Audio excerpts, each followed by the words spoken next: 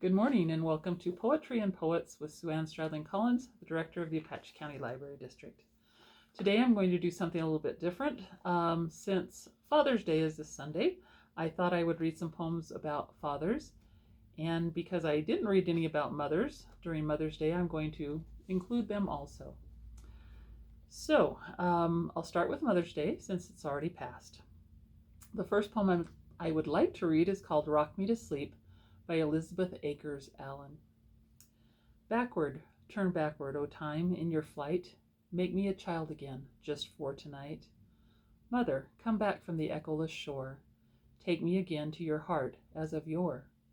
Kiss from my forehead the furrows of care. Smooth a few silver threads out of my hair.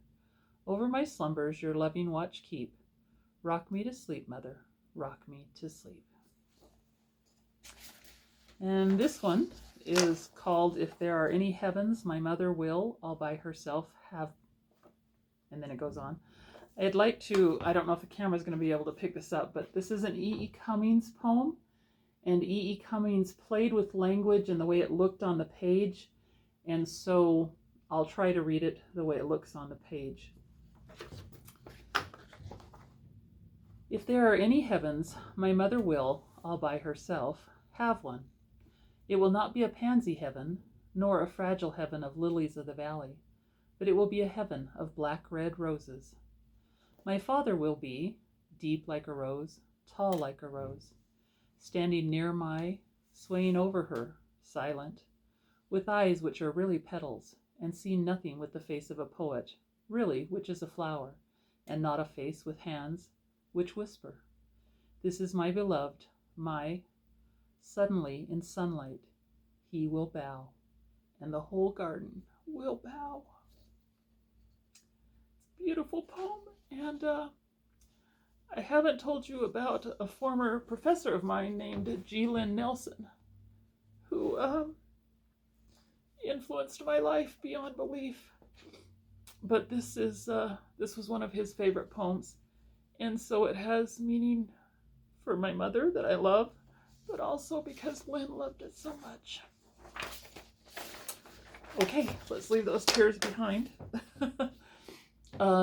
Two poems about fathers. This one's called Those Winter Sundays by Robert Hayden. Okay, I'll get it together. Hang on, I need a Kleenex. All right. Those Winter Sundays. Sundays, too, my father got up early and put his clothes on in the blue-black cold. Then, with cracked hands that ached from labor in the weekday weather, made banked fires blaze. No one ever thanked him. I'd wake and hear the cold, splintering breaking.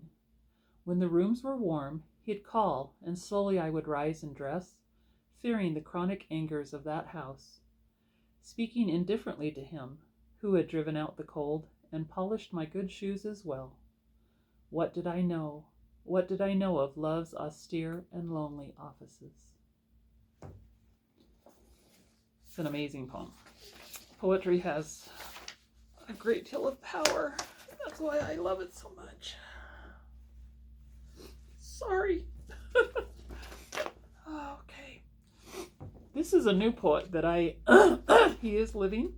His name is Lee Young Lee, and I had not heard of him before, but I will be looking into him definitely after this. This poem is called The Gift.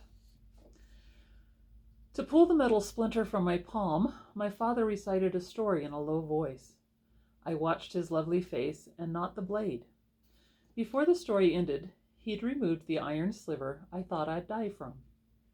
I can't remember the tale, but hear his voice still, a well of dark water, a prayer. I recall his hands, 2 measures of tenderness he laid against my face, the flames of discipline he raised above my head. Had you entered that afternoon, you would have thought you saw a man planting something in a boy's palm, a silver tear, a tiny flame. Had you followed that boy, you would have arrived here, where I bend over my wife's right hand. Look how I shave her thumbnail down, so carefully she feels no pain. Watch as I lift the splinter out.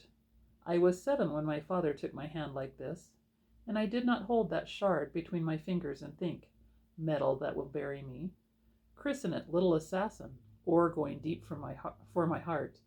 And I did not lift up my wound and cry, Death visited here. I did what a child does when he's given something to keep. I kissed my father. So I used to tell my students that the best gift they could give their father or mother would be something of their own writing, or a picture, or something that they had written, and I still think that's true. So maybe this Father's Day, you might want to write a few lines to your father if he's still living and you can do so. Have a great week. Happy Father's Day to all you fathers, and see you next week.